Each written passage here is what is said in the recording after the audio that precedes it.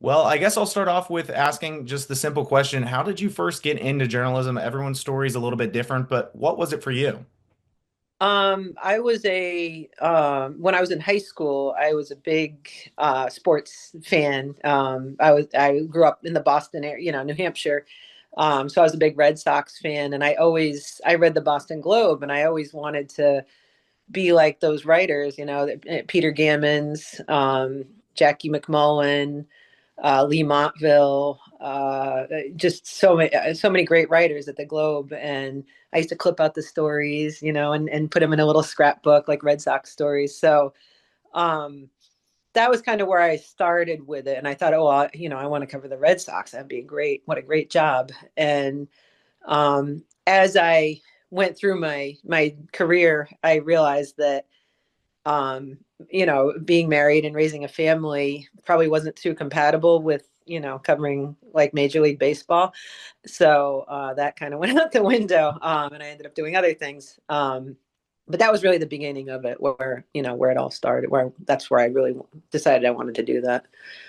So I saw that you went to Rutgers. So tell me a little bit about your journey from, where you started, first getting into it, going to Rutgers, now where you are now. Walk me through a little bit on how you got to where you are today.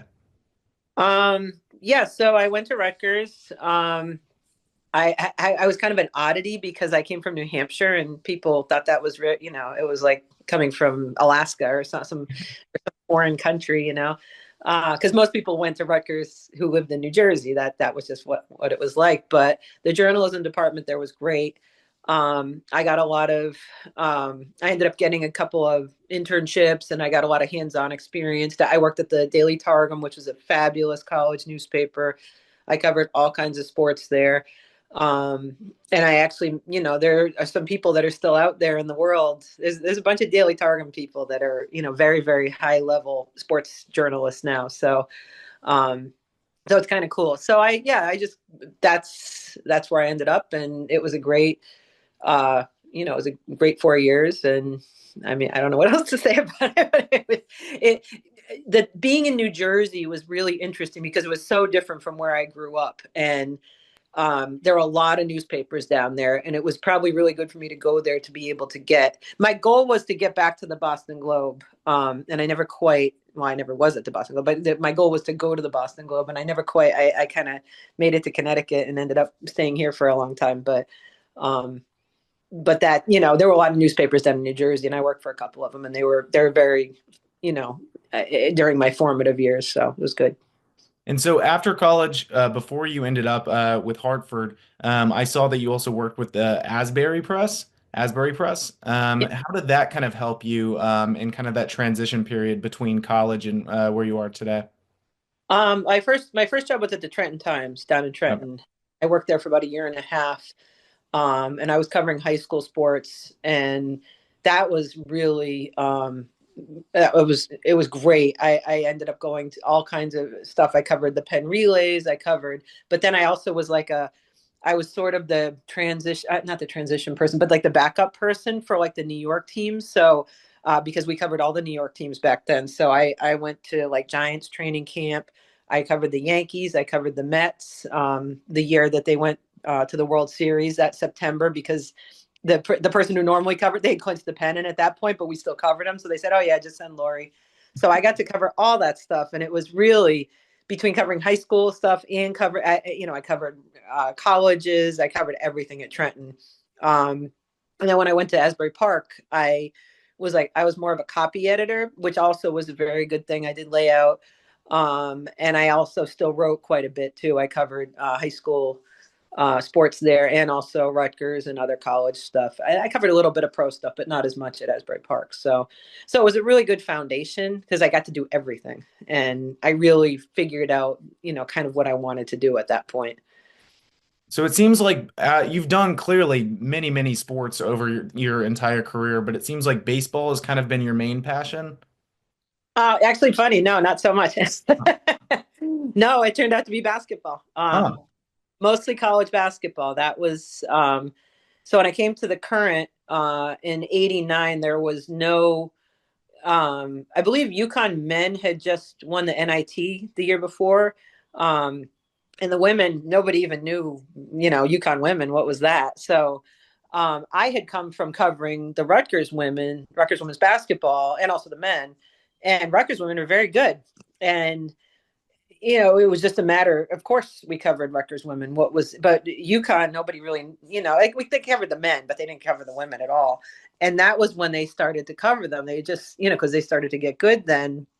So in 1991, they went to the Final Four. The women went to the Final Four for the first time, and the Current sent me, and it was in New Orleans. So it was a great time. And I learned a lot from that. And then after that, I sort of the UConn women started, on an ascension into the consciousness of people until it culminated really in 1995 when they won the national championship and Rebecca Lobo, and then the WNBA started, and so all these women's sports things started right when I came to the Current, and just started accelerating from there. So I covered the Women's World Cup.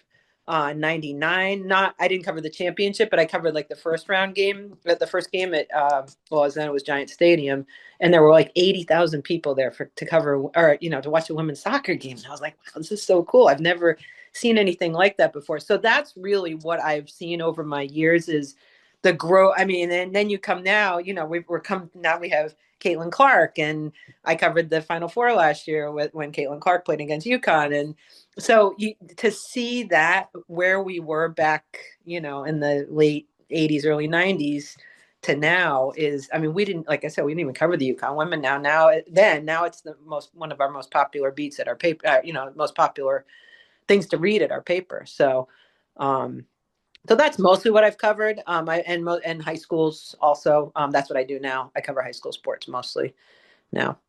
Well, I feel like you picked honestly a great time to be involved, especially with Connecticut basketball. Ever since, 90s and now in the 2000s, the men's, the women's teams have both been, you could Mhm. argue the most dominant, especially between both of them, the most dominant college in the entire US. Yep. So it's cool that you've seen kind of that growth as you've grown with Yeah. your career, the teams have kind of grown with you. What Yep. about that, I can tell you've done a lot. You've worked with all different levels of organizations, high school, college, some professional. Which one stands out to you? It kind of seems like maybe some of the amateur level sports. Is it the passion? Is it the emotion involved? Yeah, I think over the years, and especially with the rise of social media, it's become harder, I think, to cover college sports and pro sports, especially. I don't know. I don't cover pro sports that much at all anymore. But we used to be the ones that were telling the story, and now everybody can tell the story. The fans can tell the story, the teams can tell the story, the players can tell the story. So it's almost like they don't really, newspapers, maybe they don't need us as much anymore. And at the high school level, you still have that. I mean, there's still social media, but there's not as much of it seems more like the colleges now want to control the message of what gets out there. And you don't have as much of there's not as much access as there used to be. There's a lot of closed practices, and you only have certain people that you can talk to at certain times. Whereas now you cover high school sports, and you can talk to, I mean, within reason, you can talk to anybody anytime. You can write any story you want. So it's almost like the last frontier of really getting into stuff. And I would say maybe other people have better access, like an ESPN or somebody like that. But the rank and file newspaper people don't get as much access as they used to in any kind of higher level sports, as far as I can tell. Hmm. But high school, you can still get that access, and you can still write, a story that you want to write. It's a relevant story. That's that's just what I've seen over the past few years. And I do think it's a lot of it's social media, because the teams they have people that tell the stories that they want to tell, and they don't, maybe need us as much to tell the stories anymore. Yeah. It seems like high school sports nowadays give you the same kind of access that you used to have when you were covering some of the college. True. True. You mentioned social media as well. I know that you have a big social media presence. How has that kind of changed over your career? Was that easy to get into social media and Twitter and all of that? Not as you know, I'm kind of old school still, so it was harder to get into, um, as much as probably as much as I should have. So no, it wasn't easy, but you know, I understand why we need to, you know, be out there and um I understand that it's almost like what it is for me is it's like self promotion. You almost have like we never used to have to promote our own work, and now we do, and it's a weird thing like putting, you know, I'll put one of my stories on Facebook, and I'm like, well, you know, you guys don't have to read it. You don't want, you know, I don't want to. Yeah.